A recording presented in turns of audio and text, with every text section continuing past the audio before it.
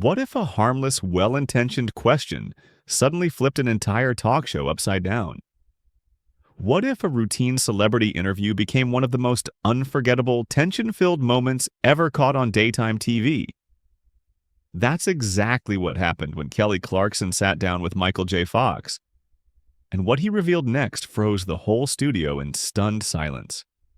And before we dive into the moment that changed the entire interview, make sure you're subscribed and drop your thoughts in the comments below. Trust me, you'll want to weigh in on this one. It all begins like any normal segment. Kelly is her usual upbeat self, glowing with excitement as she welcomes Michael to the show. The crowd cheers. Michael walks out with a warm smile, and the two settle into the familiar rhythm of friendly small talk. They share a few laughs, chat about his latest projects. Everything feels easy and light, but then, the first hook. Kelly leans in, her expression shifting into something deeper, signaling she's about to ask something meaningful. She looks at him and says, gently but directly, "Michael, I want to ask you something I think a lot of people wonder about. You've inspired so many, and the way you've turned your challenges into hope is incredible. But do you ever have days where you think, why me? Do you ever feel angry about everything you've gone through?" And that's when the energy in the room changes instantly. The laughter evaporates. The audience goes still. Even Kelly seems to sense she's stepped into delicate territory. Michael takes a moment before answering. He's not upset, but he's definitely more serious now. He replies, "Kelly, I appreciate the question. I really do, but let me ask you something. Why do you assume I would be angry?" Suddenly, you can practically feel everyone hold their breath. Kelly scrambles to clarify, insisting she didn't mean it that way and that many people in his situation might feel that way sometimes. She emphasizes that those feelings would be completely understandable. But Michael isn't done. Another hook, and his response hits deeper. He explains calmly but firmly that people often assume someone living with a condition like his must be drowning in sadness or self-pity, as if their life revolves around loss.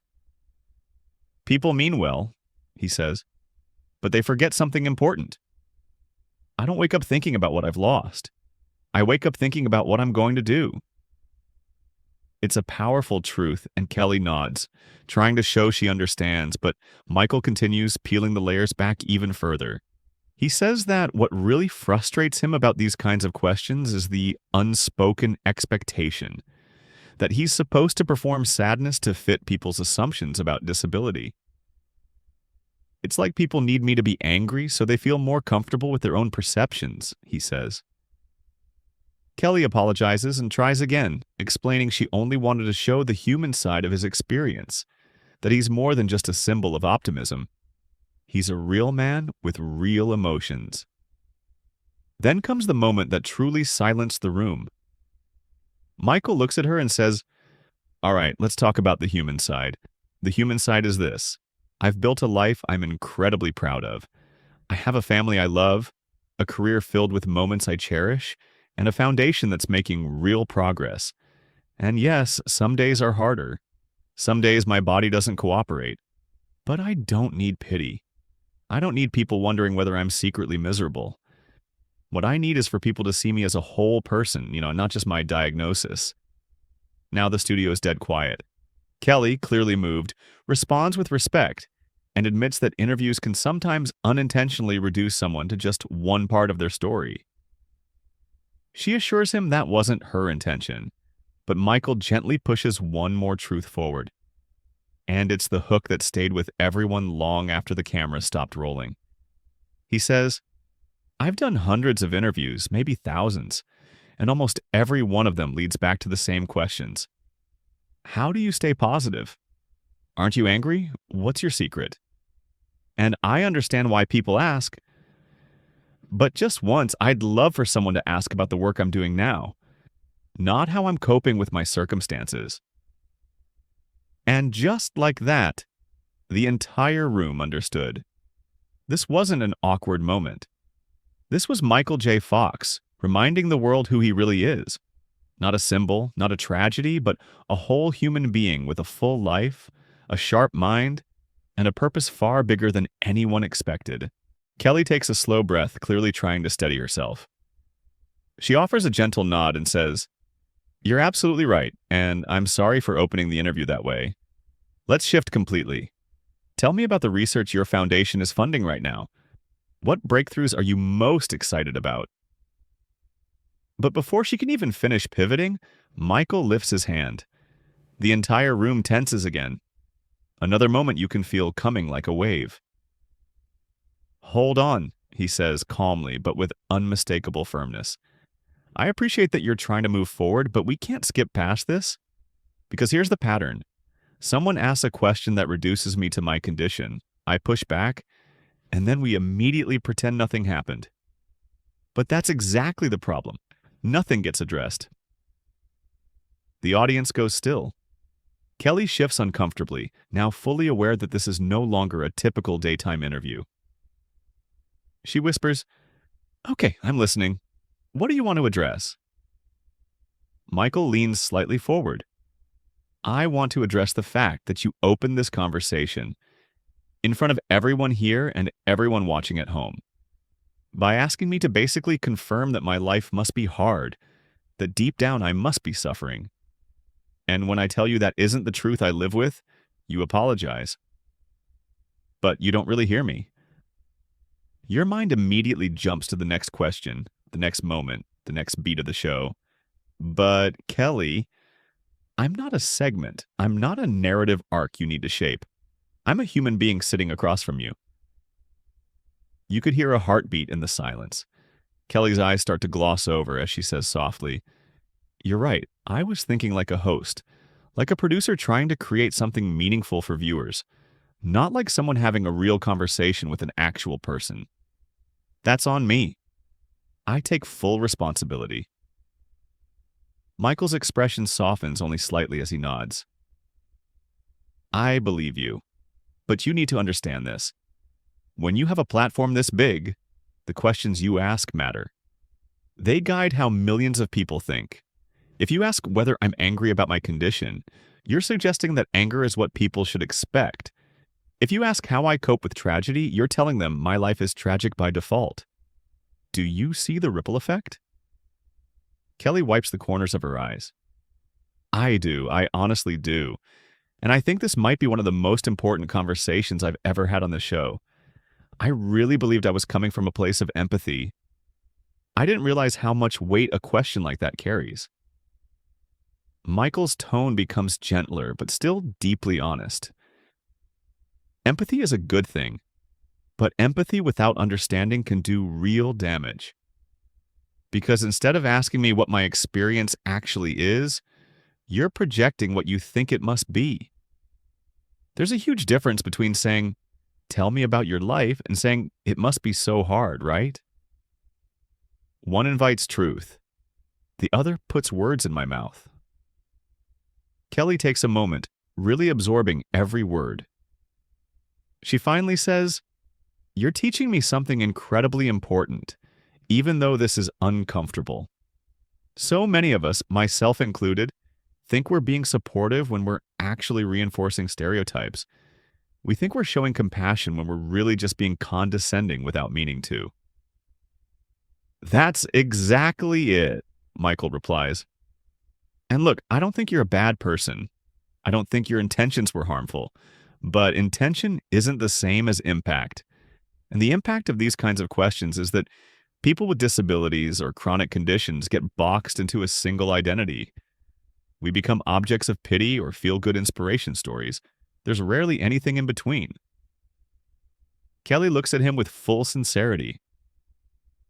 "So tell me, how do I do better? Not just today, but in every interview moving forward? How do I ask questions that honor someone's entire humanity?"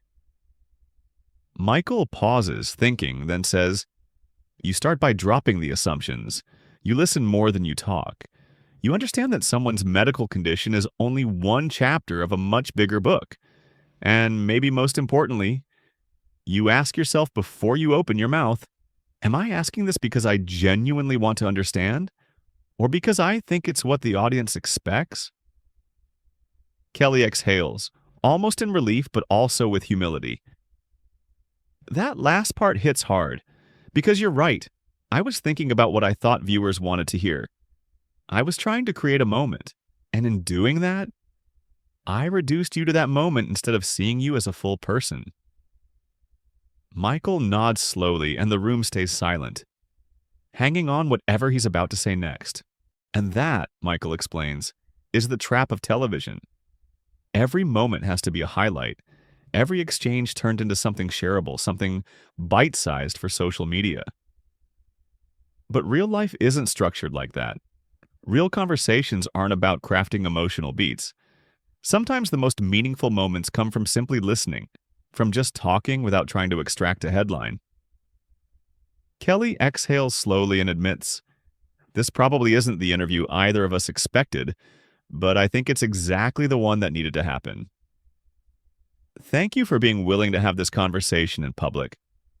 I know a lot of people need to hear it, and honestly, I needed to hear it too."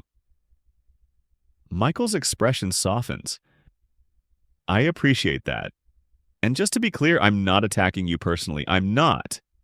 But these patterns exist everywhere, and someone has to call them out.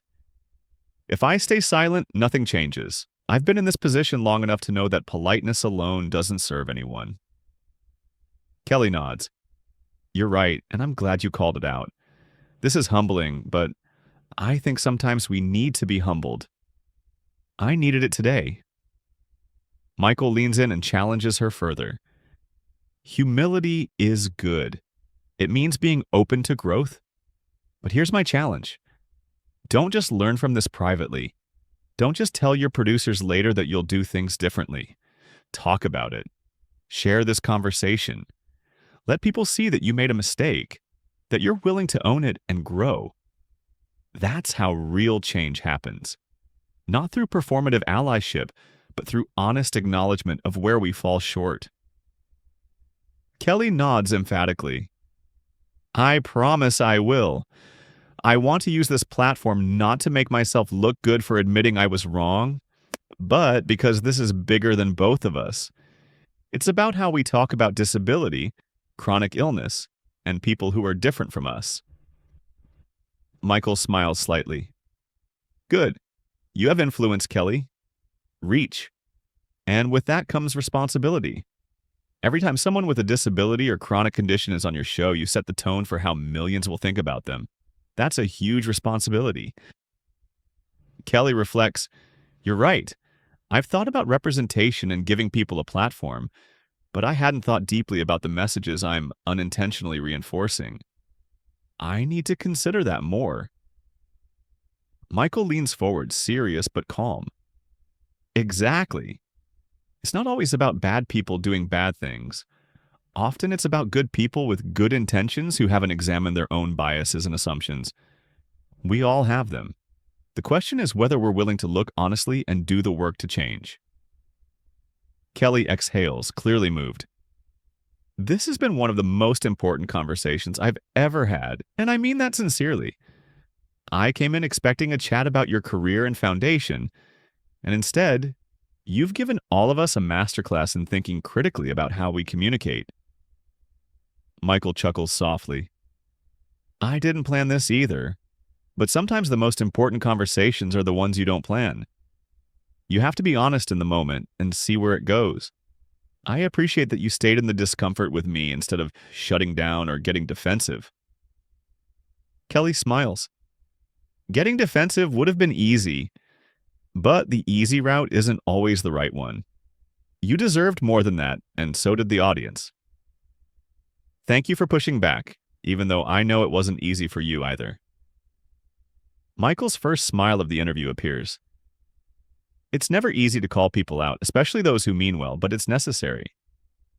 Conversations like this with grace and honesty can actually move the needle. Kelly leans in, genuinely curious. "Then let me ask you this, and I mean genuinely, not as a host trying to create a moment. What do you want people to take away from this conversation?" Kelly leans in and asks sincerely, "So, what's the one thing you hope people take away from this conversation?" Michael pauses for a moment, choosing his words carefully. I want people to understand that disability is not a tragedy. It's not something that needs to be fixed, overcome, or turned into an inspiration story. It's simply part of the human experience. Some people are tall, some are short, some have blue eyes, some brown. Some have conditions that affect their mobility or health. None of that makes anyone less. None of it makes a life any less valuable. The sooner society truly internalizes that, the better off we'll all be. Kelly nods, tears welling in her eyes. That's beautiful. And it's something I'm going to carry with me, not just as a host, but as a person. You're right. We reduce people to their circumstances too often. We create narratives that serve no one. I want to be part of changing that. Michael smiles softly. Then change it. You have the power to do that. Use it wisely. Kelly laughs through her tears. No pressure, right? Michael chuckles back. Hey, you wanted to dig deep and get real. This is what real looks like. It's messy, uncomfortable, and sometimes you have to sit with your own mistakes. But that's how growth happens.